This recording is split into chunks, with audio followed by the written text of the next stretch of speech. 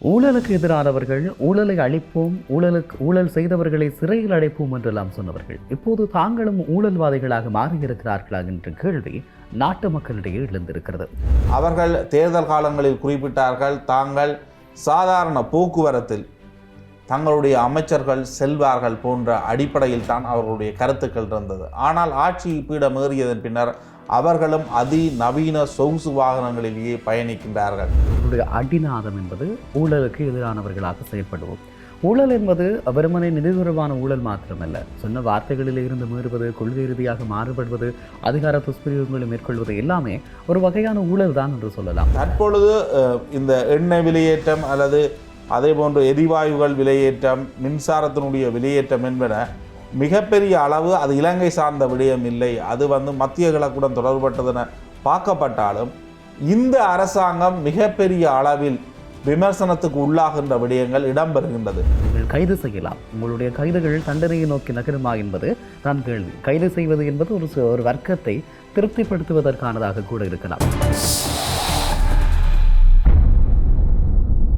ஸ்ரீ காளிமாதா ஜோதிடம். பிரபல ஜோதிடர் பண்டித் மகாராஜா. தொழில், காதல், திருமணம், குழந்தை பாக்கியம் மற்றும் மந்திர சூனிய பிரச்சனைகளுக்கு நிரந்தர தீர்வு. வணக்கம். இது ஐபிசி தமிழின் தி ஒப்பீனியன். எந்த சமரசமும் இல்லாத 360 பாகைகளுடைய நோக்கு. இன்றைய நாளும் சமகால விடயங்கள் தொடர்பாக பேசிக் கொள்வதற்காக நம்மோடு இணைந்து கொள்கிறார் ஊடகவியலாளர் பிரஷ்னா. வணக்கம் பிரஷ்னா. வணக்கம் பிரியா. வணக்கம் பிரஷ்னா. குறிப்பாக இப்போதைய சூழலில் நாட்டு மக்கள் மிகப்பெரிய ஒரு கொதிநிலைக்கு உள்ளாகி இருக்கிறார்கள். காரணம், மத்திய கிழக்கில் இடம்பெற்றிருக்கக்கூடிய போரினுடைய தாக்கம் இங்கு ஏற்பட்டிருந்தாலும் முறையான அரசு கட்டமைப்புகளில் இருக்கக்கூடிய தன்மைகள், நிர்வாக சிக்கல்கள் இவற்றுக்கு எல்லாம் அப்பால் ஊழலுக்கு எதிரானவர்கள் ஊழலை அழிப்போம், ஊழல் செய்தவர்களை சிறையில் அடைப்போம் என்றெல்லாம் சொன்னவர்கள் இப்போது தாங்களும் ஊழல்வாதிகளாக மாறியிருக்கிறார்களா என்ற கேள்வி நாட்டு மக்களிடையே எழுந்திருக்கிறது. இப்போது அரசாங்கத்தினுடைய அமைச்சரவையில் இருக்கக்கூடியவர்கள் கூட ஊழல்வாதிகளாக அடையாளப்படுத்தப்படுகிறார்கள். பல்வேறு விமர்சனங்கள் எழுகின்ற போதும் அரசு தரப்பு இதை நாசுக்காக அப்படியே கடந்து போய்விடுகிறது. ஆகவே பிறருடைய ஊழலை கண்டவர்கள், அது தொடர்பாக விசாரிப்பதாக சொன்னவர்கள் அரசியல் ரீதியாக ஒரு பழிவாங்கலுக்காகத்தான் இந்த வார்த்தைகளை பயன்படுத்தினார்களா என்ற ஒரு கேள்வி இருக்கிறது. இப்போது நிலக்கரி தொடர்பான ஊழல் மிகப்பெரிய அளவில் பேசப்படுகிறது. இப்படி இருக்கக்கூடிய நிலையில் அதே சம நேரம் இலங்கையில் வாழக்கூடிய மக்களுடைய மின்சார கட்டணங்கள் அதிகரிக்கப்பட்டிருக்கிறது. ஆகவே இவர்கள் நிலக்கரியில் செய்த ஊழலினால் ஏற்பட்ட நஷ்டம் இப்போது பொதுமக்களுடைய தலையில் கட்டப்படுவதாக சொல்லப்படுகிறது. குறிப்பாக சொல்லிக்கொள்ள வேண்டுமாக இருந்தால் ஒரு சில விடயங்களை பேசியாக வேண்டும். ஊழலுக்கு எதிராக போராடுவதாகவும் சட்டத்திற்கு முன் சகலரும் சமம் என பேசுகின்ற ஜேவிபி தங்களுக்கு சார்பானவர்கள் திருடர்களை பாதுகாத்து வருவதாக சமூக ஊடகங்களில் மிகப்பெரிய குற்றச்சாட்டுகள் முன்வைக்கப்பட்டு வருகிறது. உதாரணமாக இலங்கை கிரிக்கெட் சபையினுடைய தலைவர் ஷாமினி சில்வா மீது முன்வைக்கப்பட்டிருக்கக்கூடிய குற்றச்சாட்டுகள், அவருக்கு எதிராக பல்வேறு முறைகேடுகள் ஆதாரத்துடனும் கணக்காய்வு அறிக்கைகளுடனும் அடையாளப்படுத்தப்பட்டிருக்கின்ற போதிலும் ஜேவிபி திரு ஷாமினி சில்வா அவர்களை தொடர்ந்து பாதுகாத்து வருகிறது என்ற ஒரு குற்றச்சாட்டு முன்வைக்கப்படுகிறது. அதேபோல குறிப்பாக விசேடமாக திரு ஷாமினி சில்வா தலைமையிலான நிர்வாகம் குறைந்தது 100 மில்லியனுக்கு அதிகமான சர்ச்சைக்குரிய செலவுகளை அல்லது இழப்பை ஏற்படுத்தி இருக்கிறார்கள் என்ற குற்றச்சாட்டு இப்போது வரை சமூக மட்டத்திலே இருந்து கொண்டிருக்கிறது. மறுபுறம் விசா மோசடியிலே 3.20 மில்லியன் அமெரிக்க டாலர்கள் இழப்பை ஏற்படுத்திய முன்னாள் அமைச்சர் டிரான் அலஸ் அவர்களை ஜேவிபி எந்தவித விசாரணைகளும் இல்லாமல் பாதுகாத்து வருவதாக ஒரு குற்றச்சாட்டு இருக்கிறது. குறிப்பாக 1.152 மில்லியன் இழப்பை ஏற்படுத்திய டிரான் அலஸ் அவர்களின் மோசடிகள் பேண்ட்ரோ பேப்பர்ஸிலும் அடையாளப்படுத்தப்பட்டிருக்கிற போதும் அவர் தொடர்பாக அவருடைய பெயரை உச்சரிக்கக்கூட அரசு தரப்போ அல்லது ஊழல் தொடர்பாக வாய்களியே பேசுகின்றவர்களோ தயாரில்லை என்று சொல்லப்படுகிறது. அதேபோல நிலக்கரி மோசடி தொடர்பாக 7.60 பில்லியன் இழப்பை ஏற்படுத்தியிருக்கக்கூடிய ஜேவிபியினுடைய அமைச்சர் குமார் ஜெயக்கொடி தொடர்பாக இருக்கக்கூடிய பிரச்சனைகள் இன்னும் அதிகமாக சொல்லிக்கொள்ள வேண்டுமாக இருந்தால் ஜேவிபியினுடைய அதிகாரத்தின் கீழ் இலங்கை மின்சார சபைக்கு கடந்த 2025ஆம் ஆண்டில் முதல் 8 மாத காலப்பகுதியில் மட்டும் ரூபாய் 4,917 மில்லியன் ரூபாய் நட்டம் ஏற்பட்டிருக்கிறது. நான் சொன்னது போல இந்த தொகையை எல்லாம் மக்களுடைய தலையில் கட்டி கொண்டிருக்கிறார்கள். இது தவிர இந்த விடயங்கள் தொடர்பாக இன்னும் ஆழமாகவும் நிறைய விடயங்கள் பேச வேண்டிய தேவை இருக்கிறது. குறிப்பாக தேசிய தொழிலாளர் நிறுவனத்தினுடைய கட்டிடம் ஒன்றை NWC உறுப்பினர்கள் என்கின்ற பெயரிலே 3.60 மில்லியன் குத்தகைக்கு வழங்கிய ஜேவிபியினுடைய அமைச்சர் வசந்த சமரசிங்க தொடர்பாக நடைபெற்ற விசாரணைகள் எங்கே என்ற கேள்வி இருக்கிறது. இப்படி சொல்லிக்கொண்டே போகிற நிலையில் ஜனாதிபதியினுடைய பொங்கல் வருகைக்காக யாழ்ப்பாணத்திற்கு வந்த செலவு கூட 1,10,00,000 செலவழிக்கப்பட்டமை, இதற்கும் சம்பந்தமே இல்லாமல் ஜேவிபியினுடைய உறுப்பினர்கள் பேசிக் கொண்டிருக்கிறார்கள். இந்த நிலையில் பிரஷ்னு, இந்த அரச தரப்பினுடைய ஊழல் கட்டமைப்புகள் எப்படி பரந்து விரிந்திருக்கிறது? தற்பொழுது என்பிபியின் மீதும் ஊழல், அதிகார துஷ்பிரயோக, தேவையற்ற செலவுகள் தொடர்பிலான குற்றச்சாட்டுகள் முன்வைக்கப்படுகின்றது. கடந்த காலங்களில், அதாவது குறிப்பாக தேர்தல் காலங்களில் அல்லது நாடாளுமன்ற உரைகளில் அன்றகுமார் திஸ்ஸநாயக்கா இந்த நாட்டுக்கு எது தவறென்று கூறினாரோ அதனை தற்பொழுது இவர்களுடைய ஆட்சியிலும் இடம்பெறுகின்ற ஒரு விடயமாக மாறியிருக்கின்றது. குறிப்பாக கடந்த காலங்களில் இவர் மிகப்பெரிய ஃபைல்களுடன் வந்து ஊடக சந்திப்புகளை நடத்தினார். அந்த நேரம் ஆட்சியில் இருந்தவர்கள் ஊழல், லஞ்சம், அதிகார துஷ்பிரயோகத்தின் ஊடாக உழைத்த வருமானங்கள், அது தொடர்பிலான குற்றச்சாட்டுகளுக்கு தன்னிடம் ஆதாரம் இருப்பதாக கூறினார். அவை தொடர்பில் நீண்ட விவாதங்களில் நாடாளுமன்றத்தில் அன்றகுமார் திஸ்ஸநாயக்கா பல்வேறு விடயங்களை சுட்டிக்காட்டி பேசியது உண்டு. அவ்வாறான பேச்சுக்கள் இலங்கையில் மிகப்பெரிய கவனங்களை ஈர்த்தது உண்டு. ஊழல், அதிகார துஷ்பிரயோகம், அதே நேரம் இந்த ஊழல் நிறைந்த சிஸ்டத்துக்கு எதிராக தாங்கள் ஒரு சிறந்த ஆட்சியை கொடுப்போம் என்ற அடிப்படையில் தான் அவர்கள் பார்க்கப்பட்டார்கள். ஆனால் அவர்கள் ஆட்சி பீடம் ஏறியதன் பின்னரும் அதே சிஸ்டம் தான் தற்பொழுதும் நடைமுறையில் இருக்கின்றது. அவர்கள் தேர்தல் காலங்களில் குறிப்பிட்டார்கள், தாங்கள் சாதாரண போக்குவரத்தில் தங்களுடைய அமைச்சர்கள் செல்வார்கள் போன்ற அடிப்படையில் தான் அவர்களுடைய கருத்துக்கள் இருந்தது. ஆனால் ஆட்சி பீடம் ஏறியதன் பின்னர் அவர்களும் அதிநவீன சொகுசு வாகனங்களிலேயே பயணிக்கின்றார்கள். தற்பொழுது அதிநவீன சொகுசு வீடுகள் அமைச்சர்கள் வாங்குகின்றார்கள் என்ற குற்றச்சாட்டுக்கு அவர்கள் தற்பொழுது இலக்காகின்றார்கள். அதே நேரம் தரமற்ற நிலக்கரியை இறக்குமதி செய்த விடயத்தில் பதிவு செய்யப்படாத நிறுவனம், அதே நேரம் அந்த தரத்தை பரிசோதிக்கின்ற நிறுவனத்திற்கான பதிவு என்பது முடிவடைந்திருந்த நிலைமை, இவை அனைத்தும் கோப்புக்குழு விசாரணையில் வெளிவந்திருக்கின்றது.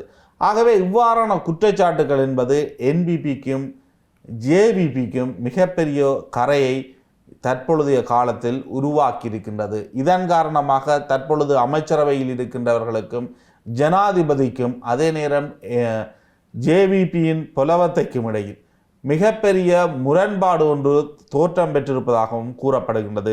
தற்பொழுது ஊழல் குற்றச்சாட்டுகள் முன்வைக்கப்பட்டவர்கள் உடனடியாக அந்த பதவியிலிருந்து விலத்தப்பட வேண்டும் என்ற அடிப்படையில் புலவத்தை, குறிப்பாக ஜேவிபி அவ்வாறான ஒரு முடிவை எடுத்திருப்பதாகவும், எனினும் தன்னுடைய ஆட்சியில் அவ்வாறான ஒரு கரையை தாங்களே வெளிப்படுத்தக்கூடாது என்ற அடிப்படையில் அன்றகுமார் திஸ்ஸநாயக்கா செயற்படுவதாகவும் கூறப்படுகின்றது. இது கொழும்பை தளமாக கொண்ட ஊடகங்களுடைய செய்திகளாக இருக்கின்றது. எனினும் தற்பொழுது இந்த எண்ணெய் விலையேற்றம் அல்லது அதே போன்று எரிவாயுகள் விலையேற்றம், மின்சாரத்தினுடைய விலையேற்றம் என்பன மிகப்பெரிய அளவு அது இலங்கை சார்ந்த விடயம் இல்லை. அது மத்திய கிழக்குடன் தொடர்பட்டதென பார்க்கப்பட்டாலும் இந்த அரசாங்கம் மிகப்பெரிய அளவில் விமர்சனத்துக்கு உள்ளாகின்ற விடயங்கள் இடம்பெறுகின்றது. ஆனால் அதனை வைத்து அரசியல் ஆதாயமாக அல்லது அரசியலை முன்னெடுக்கக்கூடிய அளவில் தற்பொழுது எதிர்க்கட்சிகள் கிடையாது. நமல் ராயபக்சவுக்கு அந்தளவு தூரம் ஒரு வெகுஜன கவர்ச்சியோ அல்லது அந்தளவு தூரம் அரசியல் செய்யக்கூடிய நிலைமை என்பது இல்லாமல் இருக்கின்றது. சயித் பிரேமதாசா ஏற்கனவே அரசியலில் தோல்வியடைந்த ஒருவராகத்தான் பார்க்கப்படுகின்றார். அவருக்கென்ற ஒரு அரசியல் எதிர்காலம் இருப்பதாக யாரும் கருதுவது கிடையாது. அவருடைய செயற்பாடுகளும் அவ்வாறு ஒன்றாகத்தான் இருக்கு. அதே போன்று மஹிந்த ராயபக்ச, ரணில் விக்ரமசிங்க என்ற மிகப்பெரிய நீண்ட கால அரசியல் அனுபவம் கொண்டவர்கள் தற்பொழுது நேரடி அரசியலில் இல்லாமல் இருப்பது என்பது என்பிபிக்கு மிகப்பெரிய ஒரு வாய்ப்பாக பார்க்கப்படுகின்றது.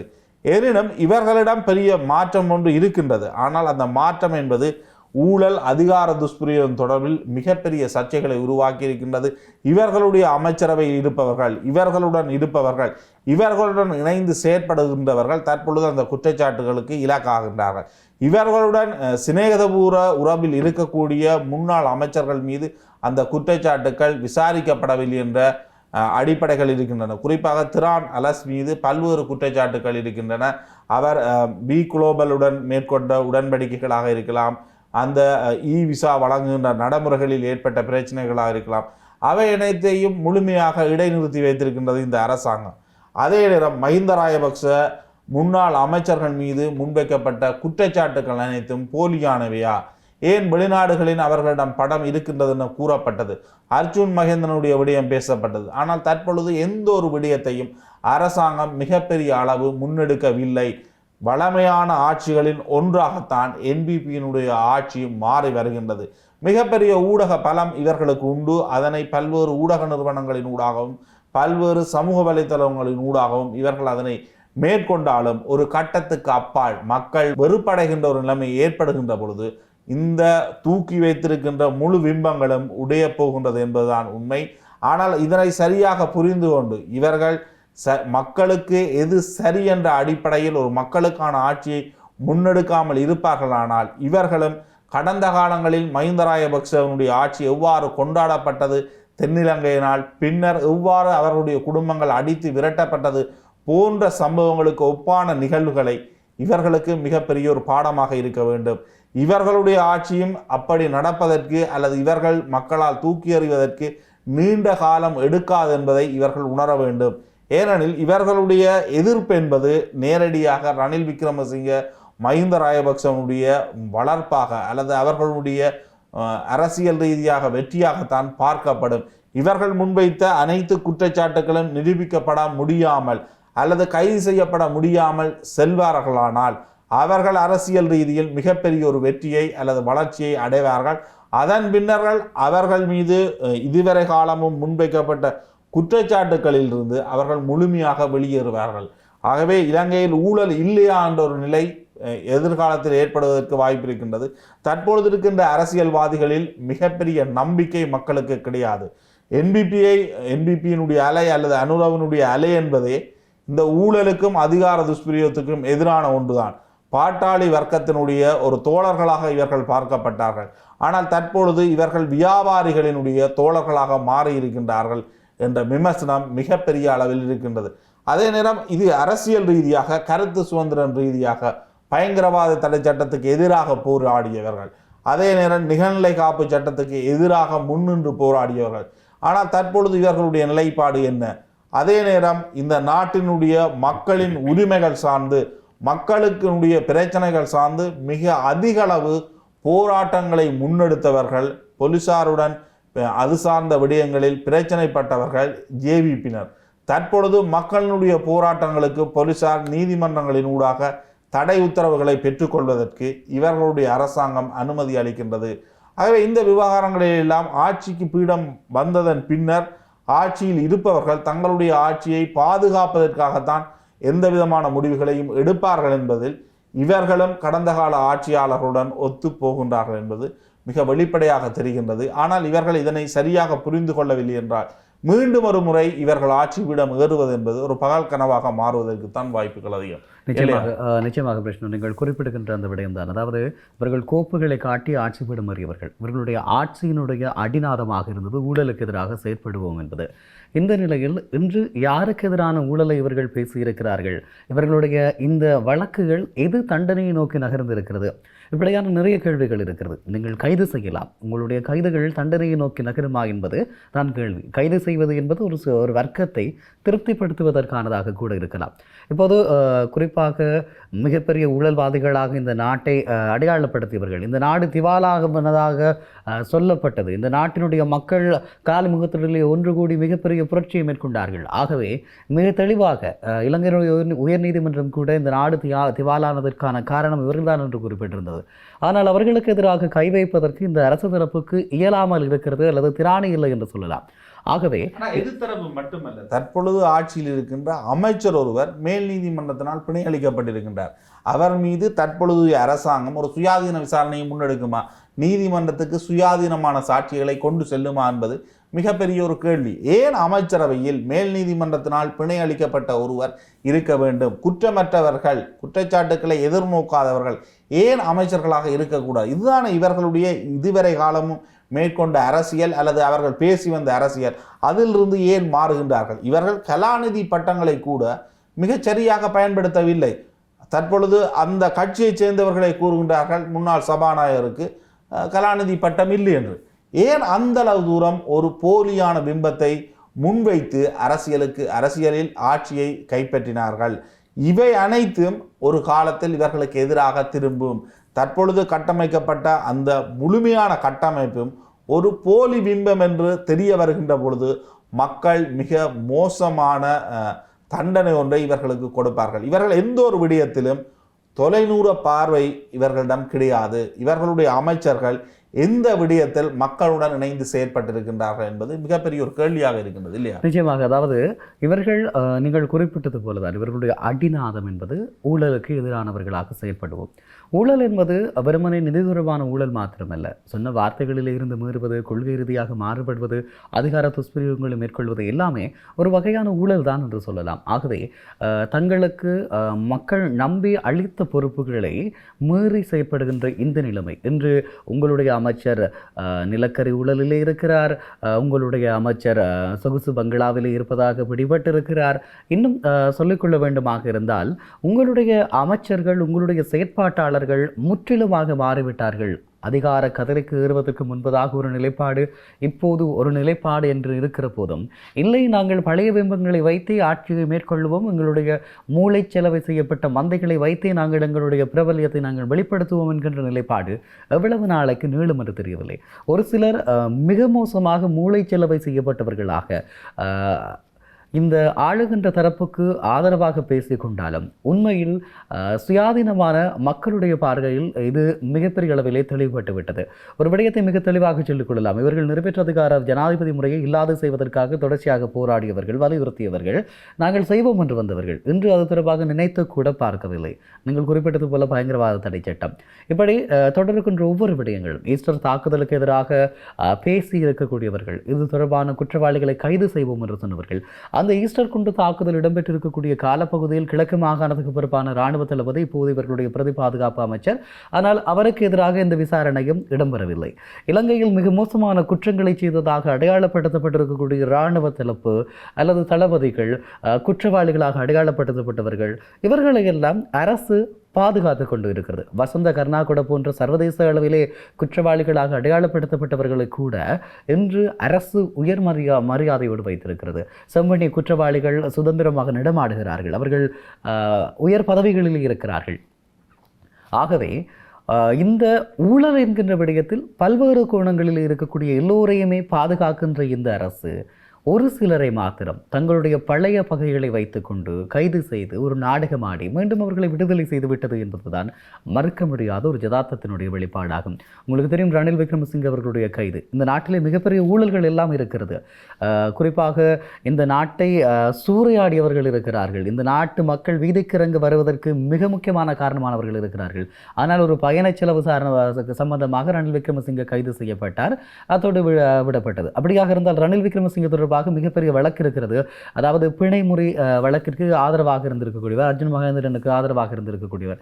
அப்படியான கோணங்களில் விசாரணைகள் மேற்கொள்ளப்படவில்லை. ஆகவே இவர்களுடைய தங்களுடைய சொந்த அரசியல் பகையை தீர்த்து கொள்வதற்காகத்தான் இதனை இவர்கள் முன்னெடுக்கிறார்கள் என்ற குற்றச்சாட்டு மிகப்பெரிய அளவிலே முன்வைக்கப்படுகிறது.